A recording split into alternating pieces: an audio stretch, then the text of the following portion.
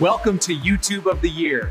Please subscribe to the channel, like the video, and share with your friends. In today's episode you will see Radio 2.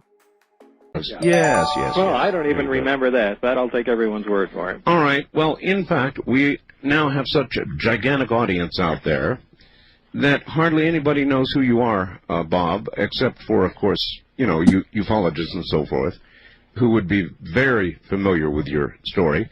So the great majority of the audience, 99%, have no idea who Bob Lazar is. Now, I guess that means we have to begin at the beginning with regard to how you... Well, first of all, Bob, you're a physicist, correct? Mm-hmm. Or was at the time. Was at the time, yeah. How did you become involved with, or begin to get involved with, whatever it is out there at Area 51, or is specifically S4? Well, let me try and give you the Reader's Digest version. Some years ago, I was working at Los Alamos National Labs in New Mexico. One particular day, I was going down to the lecture hall to hear Edward Teller speak, who, as most people know, is the father of the hydrogen bomb. Yes. I got down there a little early because I wanted to get in, assuming there was going to be a crowd of people, and actually, to my surprise, there was hardly anyone there. Coincidentally, that day, the local newspaper in town, the Monitor, had printed a front-page article on me. And right outside the lecture hall was Dr. Teller reading the front page of the paper. So I thought it was a perfect opportunity to introduce myself and just say hi. Absolutely. It was just a casual meeting, and the only reason I bring it up is years later I had moved out of Los Alamos. After I quit working for the lab, I opened up my own business that did some contract work for the lab, and also started a one-hour photo shop for my wife that she ran there. We later moved out of Los Alamos to Las Vegas, and again, some time later, I decided, I had missed working in the scientific community, so I decided to get back in and send out resumes. I sent them out really all over the place to the places where I'd essentially like to live a more...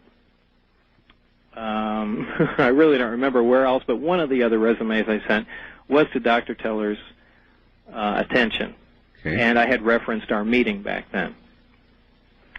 A short time later, I got a call from him, and he did remember me, to my surprise, and said we might have a position you're interested in.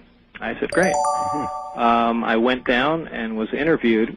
At that time, there were a couple EG&G buildings by McCarran Airport out here. I recall in Las Vegas. Yes.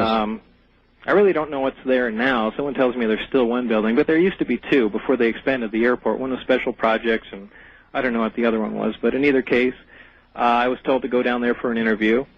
The interview was relatively short, and I really don't remember specifically what the job entailed, but they told me I was basically overqualified and would become bored with it in a short time. I said, fine, but they said, we might have something else in the future for you. I said, fine, okay, and basically went back home. Figuring they had blown you off. Right.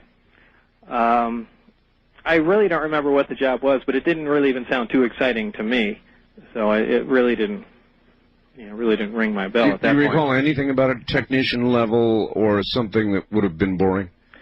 I really don't. Remember this, when I go through most of this stuff, people are amazed, boy, how come you can't remember these facts? This is a, fantastic point in your life, and but, it's also a decade old now, and it's hard to remember specifics here and there.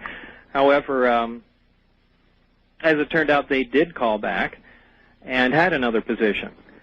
The position was stated to be something that was involving a field propulsion system.